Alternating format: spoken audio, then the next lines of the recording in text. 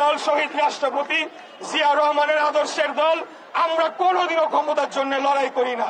শহীদ জিয়ার আদর্শই ছিল এই বাংলাদেশকে এই ভারতীয় আধিপত্যবাদ এবং বিদেশি অন্যান্য আধিপত্যবাদের হাত থেকে মুক্ত করে একটি স্বাধীন সার্বভৌম এবং শক্তিশালী রাষ্ট্র হিসেবে গড়ে তুলতে, যেই রাষ্ট্রে দল মত ধর্ম বর্ণ নির্বিশেষে সকল জনগণ সমান অধিকার ভোগ করবে, আমরা সেটাই নিশ্চিত করতে চাই। এবং যতদিন বেঁচে থাকবো আমরা জনগণের পক্ষে বাংলাদেশের পক্ষে লড়াই করে যাব ইনশাআল্লাহ। তারপরে যদি জনগণ আমাদেরকে সুযোগ দেয়, যদি জনগণ আমাদেরকে চাকরি দেয় দেশের জন্য কাজ করার জন্য, তাহলে আপনারা দেখেছেন যে ইতিমধ্যে সবাই জানে, এটা পুরো বিশ্বে ছড়িয়ে গিয়েছে, বিএনপির যে 31 দফা সেটি হাসিনা পালিয়ে যাওয়ারও বহু আগেই আমরা বাংলাদেশ জাতীয়তাবাদী দল বুঝতে পেরেছিল বাংলাদেশ রাষ্ট্র সংস্কার দরকার। অতএব জনগণের কাছে 3টি প্রতিজ্ঞা করে আমার বক্তব্য শেষ করতে চাই। এক, আমরা জনগণের কাছে যে সকল ওয়াদা করেছি, যে সকল প্রতিশ্রুতি দিয়েছি, 31 দফা সহ আরো কিছু দফা যেগুলো অন্যান্য রাজনৈতিক দলের সাথে আমরা ঐক্যমত্য হয়েছি, ইনশাল্লাহ যদি আমরা সংসদে যাই সেগুলোকে অবশ্যই আইন আকারে পাশ করার জন্য আমরা অবশ্যই জোরালো ভূমিকা রাখবো ইনশাল্লাহ।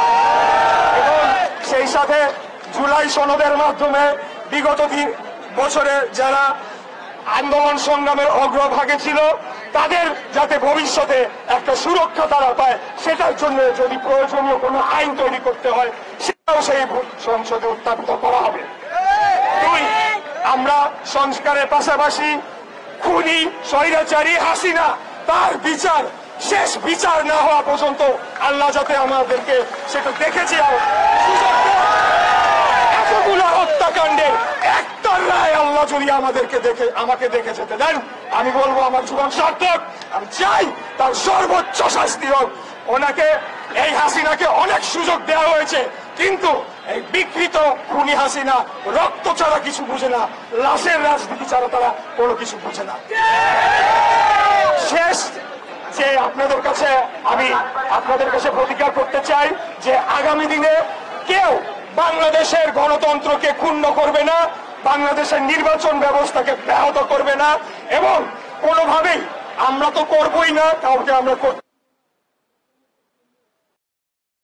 আমরা সেইটা আপনাদেরকে আশ্বস্ত করতে চাই। আমরা কোনো অপরাধীদেরকে আমরা প্রশ্রয় দেব না। সকল চাঁদাবাজ এবং বিতর্কিত ব্যক্তি যারা রয়েছেন আগামী দিনে তাদেরকে দল থেকে বের করে দেওয়ার সিদ্ধান্ত ইতিমধ্যে নেওয়া হয়েছে। আমি মনে করি একমাত্র রাজনীতি করে টিকে